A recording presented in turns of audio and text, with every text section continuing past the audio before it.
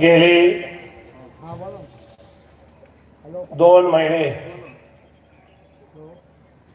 जुन्नर शहरामध्ये निवडणुकीचं वातावरण आहे. छत्रपती शिवरायांच्या जन्मानं झालेली ही शिवजन्मभूमी आणि या शिवजन्मभूमीमध्ये भगवा ध्वज लागणार म्हणजे लागणारे ठामपणे आपण सांगितलेलं.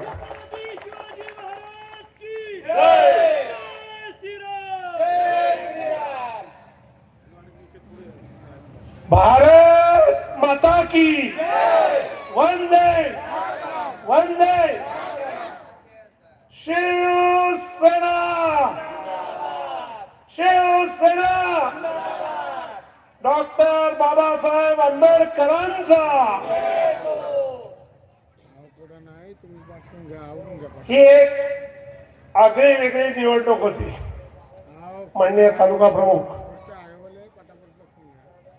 या जुन्नर शहराची एकंदरीत ऐतिहासिक भौगोलिक परिस्थिती पाहता बारकाईने नियोजन करणं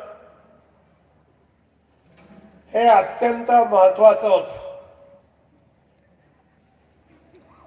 आणि आज या ठिकाणी उपस्थित असलेल्या सर्व मीडिया यांच्या समोर मी बोलत आहे. वारंवार त्यांनी मला अनेक प्रश्न विचारले, परंतु आज या सर्व प्रश्नांची उत्तरं तुम्हाला या आभार सभेमध्ये मिळणार आहे. आजच्या या आभार सभेच्या कार्यक्रमाचे अध्यक्ष जुन्नर तालुक्याचे तालुका प्रमुख माननीय योगेशजी पाटे साहेब, आपल्या सर्वांच्या शुभाशीर्वादानं या निवडणुकीमध्ये भरघोस मतांनी ज्यांनी विजय प्राप्त केला आणि भगवा ध्वज हा अबाधित ठेवला, त्या सुजाता मधुकर काजळे या व्यासपीठावर आहेत. आम्ही कधीच मोठेपणा केला नाही, कधीच कोणत्या पदाची अपेक्षा केली नाही. गेली 45 वर्षामध्ये ज्यांना भाषण करता येत नव्हती त्यांना भाषण शिकवायला सुद्धा आम्ही लावलेले आहेत. छत्रपती शिवाजी महाराज के. या जुन्नर तालुक्याचे राष्ट्रवादीचे माजी आमदार अतुलजी वेंकेसाहेब पटले की कशा पद्धतीने निवडणूक तुम्ही लढताय, तुमच्या उमेदवारांना बोलता सुद्धा येत नाही.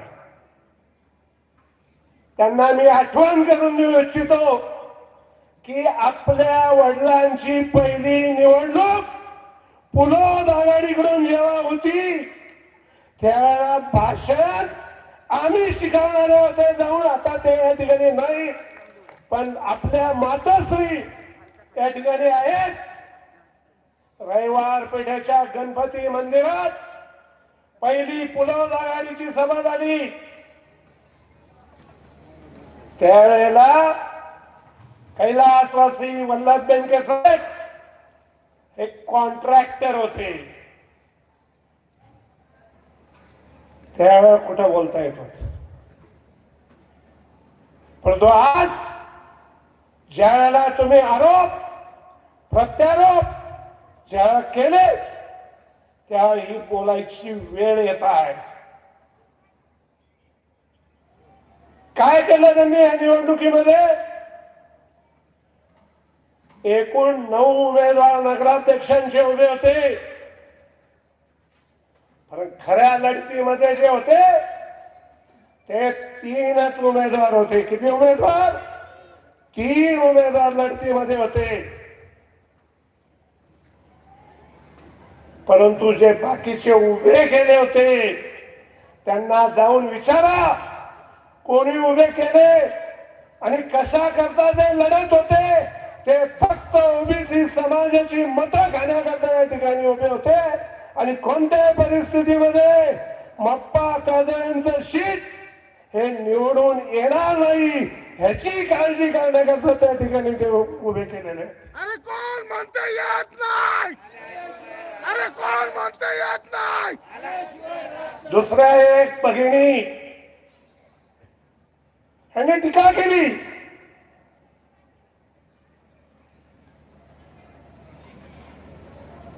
मप्पा काजळेंनी विश्वासघात केला. अहो, आपल्या सर्व निवडणुका ज्या लढल्यात ना, आमच्या ट्रॅक्सची चाक हिरवी चाक फार ट्रॅक्स जी आहे ती खिळखिळीत झाली. या ठिकाणी सुरेश परदेशी उभा आहे. खासदार आढळराव पाटील यांच्या 3 निवडणुकांमध्ये सगळ्यात पुढे असलेला माणूस या ठिकाणी साक्षीदार आहे. आमदार बाळासाहेब दांगट यांच्या निवडणुकांमध्ये सुद्धा सगळ्यात पुढे असलेली माणसं आम्ही तर पडद्यामागचे कलाकार होतो.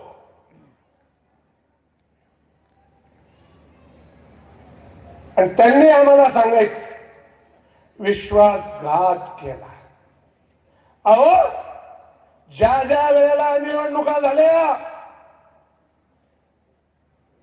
1.25 वर्षात भगवा ध्वज खाली आलेला ही जुन्नर शहराची जनता विसरलेली नाही. त्यावेळेला उमेदवार निवडणुकीला उभा करायला मिळत नव्हता. मी स्वतः डिलिंग केली आणि निवडणुकीला सामोरं गेलं. 2800 मतदान त्यावेळेला सुद्धा झालं.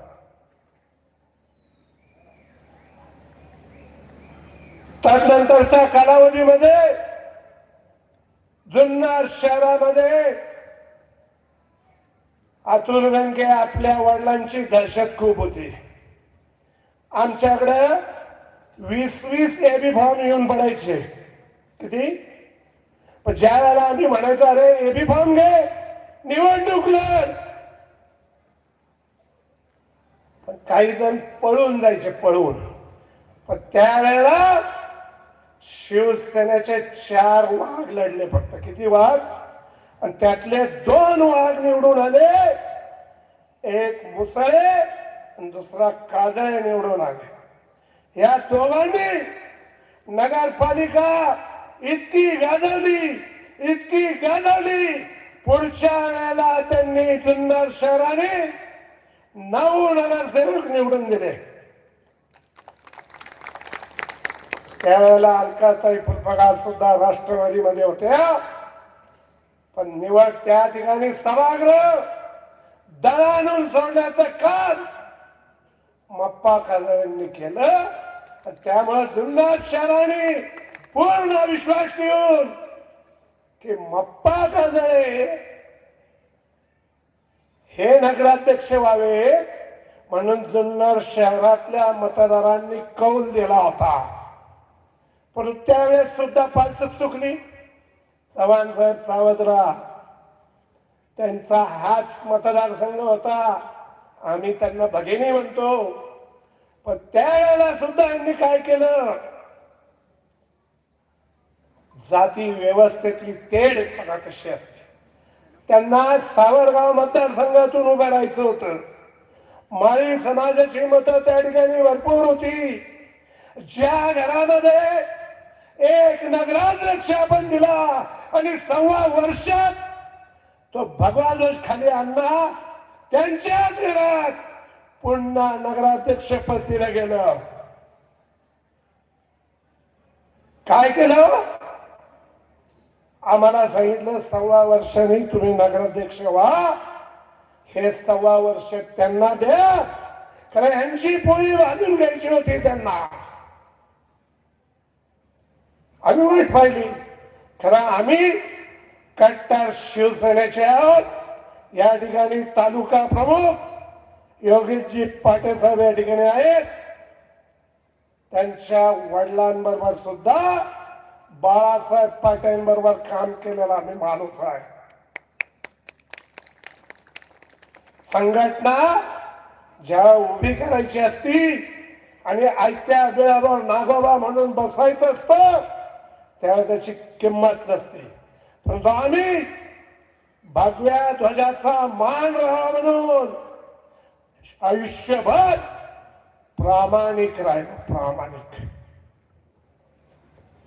तदनंतरच्या कालावधीमध्ये 1.25 वर्षानंतर ज्या आमची वेळ आली, त्या 1.25 वर्षामध्ये ते आम्हाला म्हणत होते, ह्यांनी श्रीरामाची शपथ घेतली.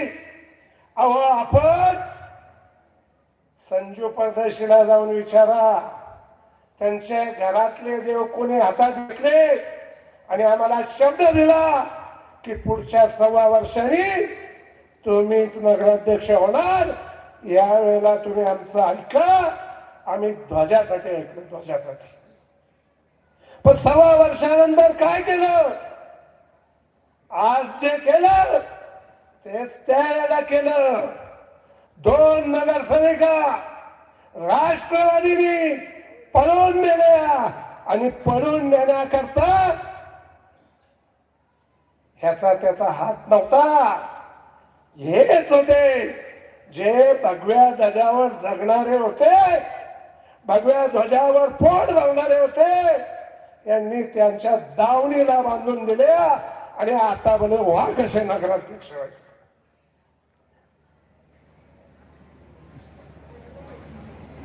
जुन्नर शहरातल्या नागरिकांचा तुम्ही किती वेळा अपमान केला आहे, हे जुन्नर शहरातले नागरिक आजही विसरलेले नाहीत. योग्य वेळ आली की जुन्नर शहरातले नागरिक कसा धडा शिकवता ते आत्ता उभं राहिलेल्यांनी पाहिलं. आणि ज्या आमच्या भगिनी आहे त्यांना अख्ख्या जुन्नर शहरातून किती मतं? 300 मतं पडली. किती मतं पडली? अपक्ष जेव्हा उभ्या राहिल्या होत्या ना, 300 मतं फक्त जुन्नर शहराने दिली. तुम्ही आम्हाला सांगता बसा, पारोंड्याचं जे मंदिर आहे त्या पारोंड्याच्या मंदिरात जाऊन यांच्या सगळ्यांच्या सह्या घेतल्या आणि लेखी दिलं 1.25 वर्षांनी मप्पा नगराध्यक्ष. कुठे गेला मप्पा नगराध्यक्ष? अरे आम्हाला तर काय स्वतःच नव्हतंच, आमच्या पोळ्या भाजायच्या नव्हत्याच. आम्हाला या जुन्नर शहराचं काहीतरी भवितव्य घडवायचं होतं, म्हणून त्या ठिकाणी नगराध्यक्ष व्हायचं होतं. ह्याच्यात आमचा काय स्वार्थ? तदनंतरच्या कालावधीमध्ये ज्या माणसाचं 3 वेळा खासदारकीचं काम केलं, त्याही माणसाने वेळोवेळी दगा दिला. कारण मी लेट आलो बोले, तुम्ही मिरवणुका काढत बसले, मग आम्ही काय केलं? आम्ही तिथं पोहोचलेलो होतो. आढळवाले संपूर्ण संघटना म्हणत होती, जिल्हा प्रमुख म्हणत होते की हे जे तिकीट आहे हे तुम्ही मप्पा काजळ्यांना द्या. 2016 साल आहे. रामशेठ गावडे शेवटी निघून गेले जिल्हा प्रमुख, पण ह्या माणसाने, ह्या आढळरावनी नको त्या माणसाला या ठिकाणी शिवसेनेचं तिकीट दिलं. कुठे येतो ते आता? त्यांना आता कुठे? या जुन्नर शहराचा तुम्ही किती वेळा अपमान करणार आहात? कुठे गेले? सगळ्या पक्षांकडे जाऊन आले, मला तिकीट द्या, मला तिकीट द्या, मला तिकीट द्या. एकाही पक्षाने त्यांना स्वीकारलं नाही. शेवटी स्वतःची पत्नी पुरस्कृत म्हणून उभी राहिलेली आहे. 4 मतांनी निवडून आले. महिला भगिनीवर आरोप करणं योग्य नाही. तो ज्यांना या ठिकाणी नगराध्यक्ष केलं, काय जुन्नर शहराचा विकास केला माहितीये? त्यानंतरचा प्रशासकीय काळ सुद्धा गेला. आज जुन्नर नगरपालिकेला मी प्रामाणिकपणे सांगतोय, 7 कोटी रुपये देणं हे देणं. किती रुपये? 7 कोटी रुपये देणं.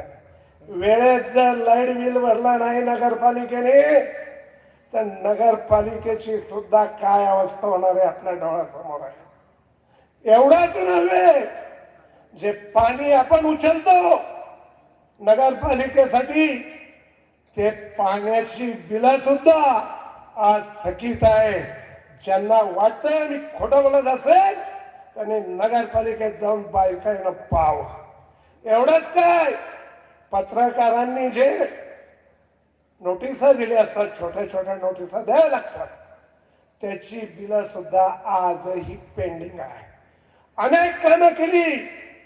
ज्या वेळेला आम्ही नगरसेवक गटनेते म्हणून त्या ठिकाणी कार्यरत होतो, त्यावेळेला 62 लाखामध्ये झालेले लिलाव हायकोर्टामध्ये जाऊन महाराष्ट्रातलं पहिलं उदाहरण केलं.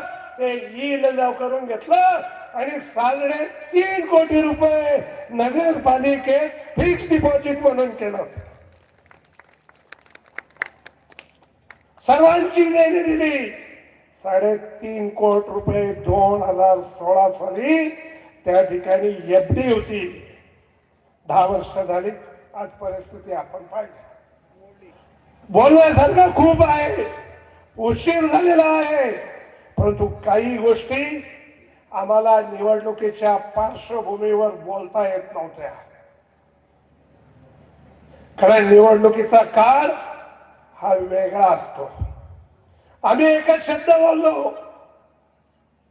अतुल वेंके साहेब तुम्हाला हिंदू शब्दाची ऍलर्जी आहे.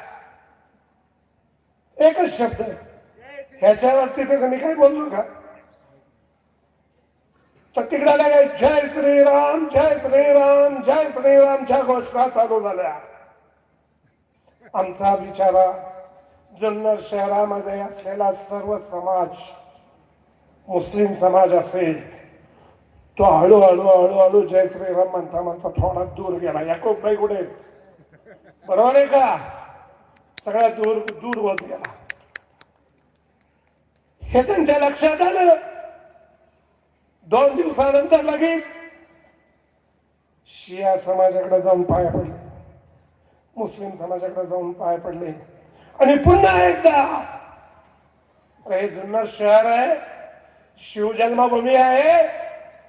या ठिकाणी सर्व प्रकारचे जाती धर्माची लोक एकत्रित राहतात. उगीच लागून चालन करून समाजाला कोणत्याही धर्माच्या लोकांना अडाणी ठेवण्याचं काम आपण करू नये. सर्व समाज सुधारला पाहिजे. सर्व धर्मातील लोकांनी शिक्षण घेतली पाहिजे. सर्व धर्मातील लोकांना या ठिकाणी रोजगार दिला गेला पाहिजे. अशा पद्धतीचं नियोजन करणं गरजेचं असतं. अरे गाव आमचं ना, या गावामध्ये 1957 साली काजळ्यांचा नगराध्यक्ष होता. काजळ्यांचा या गावामध्ये भक्तांचा नगराध्यक्ष होता. या गावामध्ये बुट्टेंचा नगराध्यक्ष होते. अरे आमची गाव आहे, आमच्या गावाचा विचार आम्ही कधी करणार? आमच्या लोकांचा विचार आम्ही कधी करणार? आमच्या समाजाचा विचार आम्ही कधी करणार? हीच वेळ 2001 साली आली होती. आज ज्या परिस्थितीत आपण गेलो, खऱ्या अर्थानं सर्व शिवसैनिक यांचे आभार तर आपण मानलेच पाहिजे.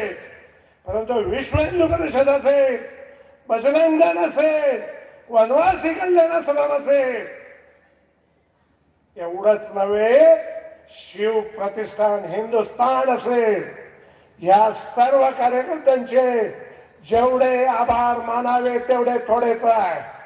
त्याचं कारण असं आहे, या ठिकाणी रमेशजी करपे या ठिकाणी उपस्थित आहे. हीच परिस्थिती रमेशजी करपे साहेब, आपल्या मिलवर आपण बैठक घेतली आणि त्यावेळेला सुद्धा आम्ही हेच केलं आणि आपला माणूस चालवला पाहिजे. पण त्या माणसाने 1.25 वर्षामध्ये काय केलं? ध्वज खाली आणला, पुन्हा निवडणूक लढायची पाळी आली. आणि आज जी परिस्थिती आहे, आज जो भगवा ध्वज लागलेला आहे, ह्याचं मूळ कारण जे आहे ते या ठिकाणी उपस्थित असलेले 2 व्यक्ती आहेत. किती व्यक्ती आहेत? ते आहेत एक रमेशजी करपे आणि एक आहेत याकूब पाय.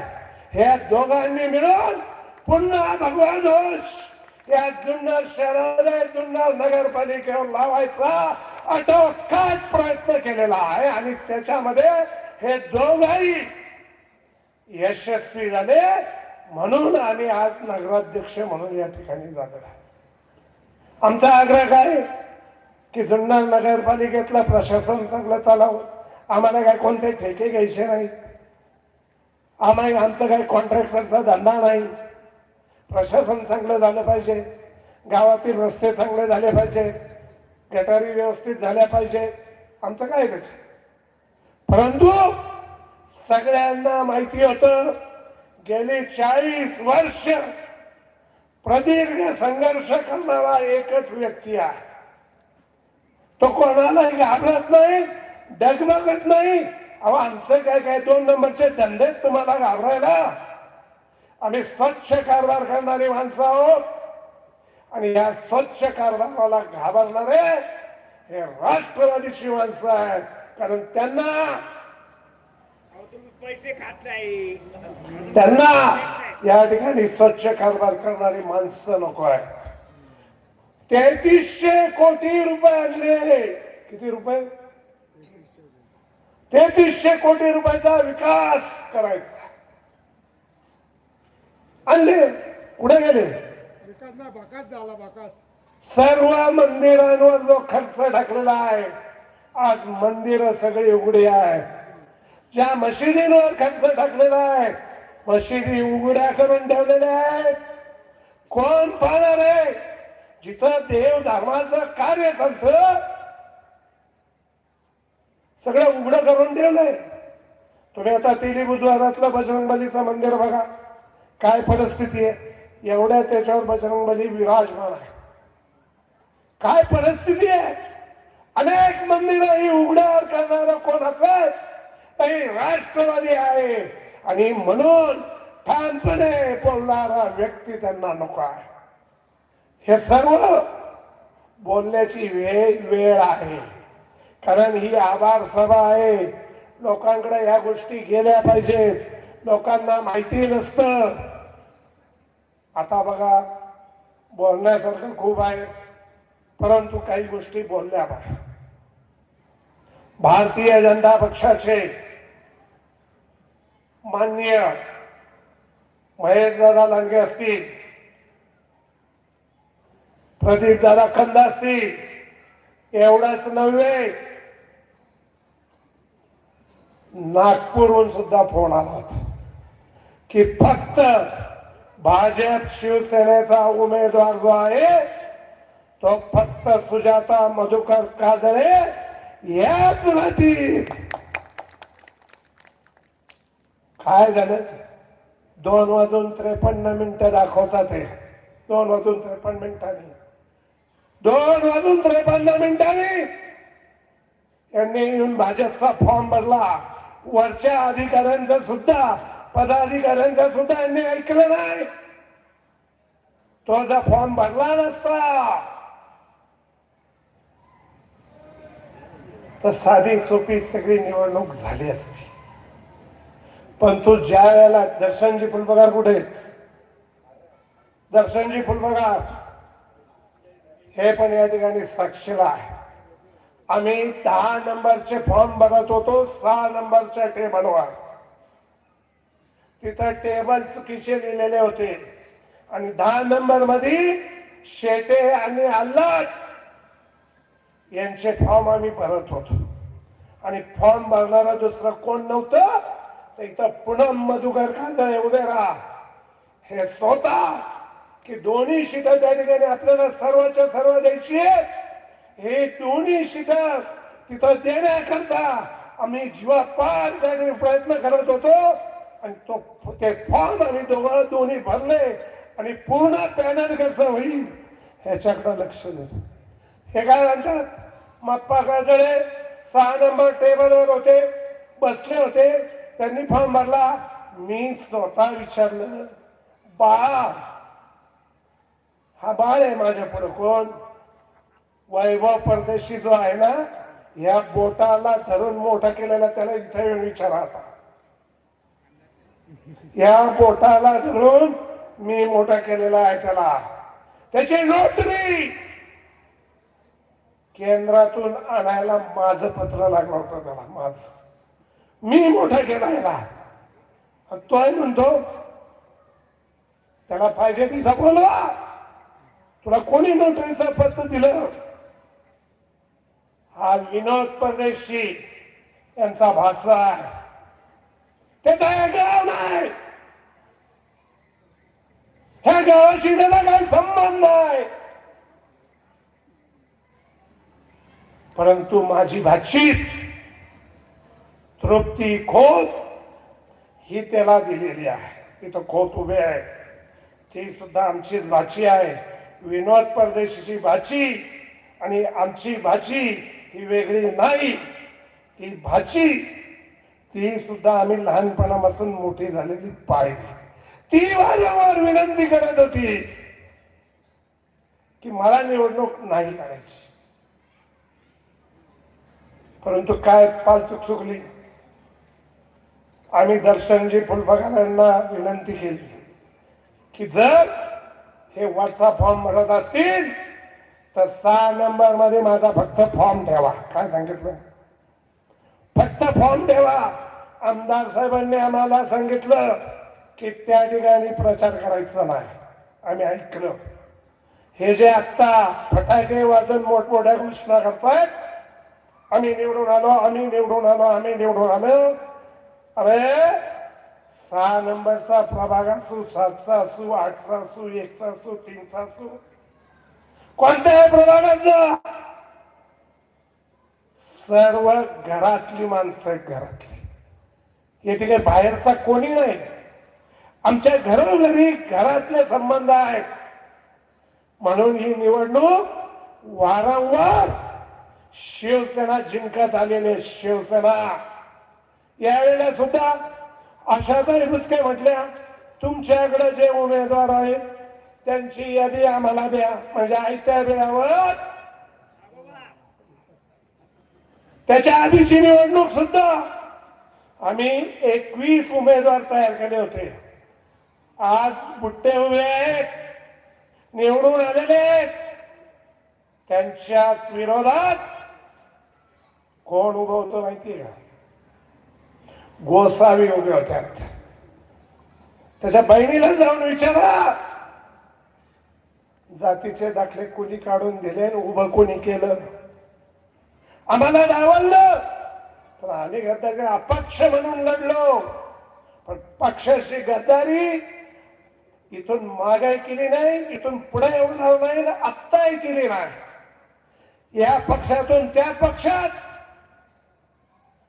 कदापि गेलो नाही, जाणार नाही. आणि विचाराशी तर अजिबात तडजोड नाही. तो आमचा विचार कार सेवेला जाणारा माणूस आहे. तिथं आम्ही जीवावर उदार होऊन गेलो. 1 वर्ष बंदी भोगली. पोरं 6-6 महिन्याची होती, 6-6 महिन्याची. आणि आता सुरेश परदेशी घरात कोंडून कोणी घेतलं होतं स्वतःला? कोणी घेतलं होतं कोंडून?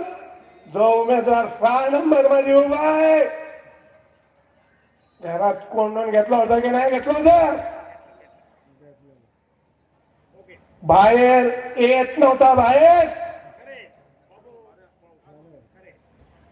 आम्ही गेलो, अरे बाबा खाली ये, अरे बाबा खाली ये, अरे बाबा खाली ये. सर्व काही शौचाचं कशाचं त्या रूम मध्ये तो करत होता.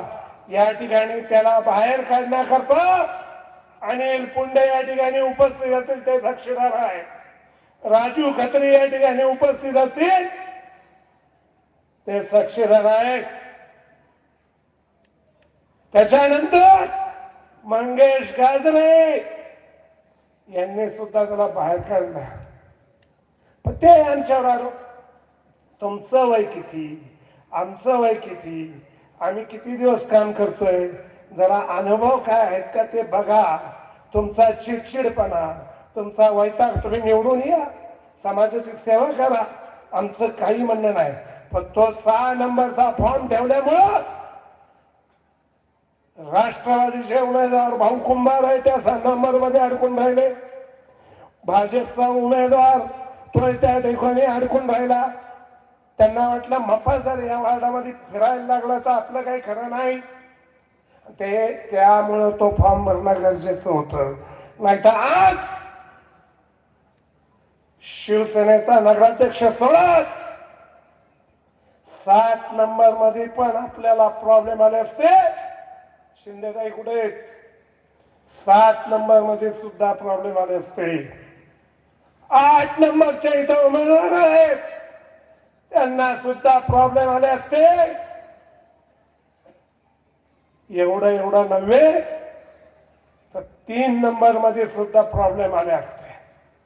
खेळीमेळीच्या वातावरणात लढायचं, मैत्रीपूर्ण लढती लढायच्या. अरे ठार असेल सगळे उमेदवार द्यायचे, 20च्या 20 द्यायचे. आम्ही 10 नंबर मध्ये 45 हिंदूंची मतं होती. याकोबाई उभे राहा, किती मत आहेत? 45 मत आहेत. पण त्या ठिकाणी सुद्धा शिवसेनेचे 2 उमेदवार उभे केले आणि त्यांनी सुद्धा मागे हटले नाही की हिंदूंची मतं फक्त 45 आहे आणि आम्ही कसे उभे राहू.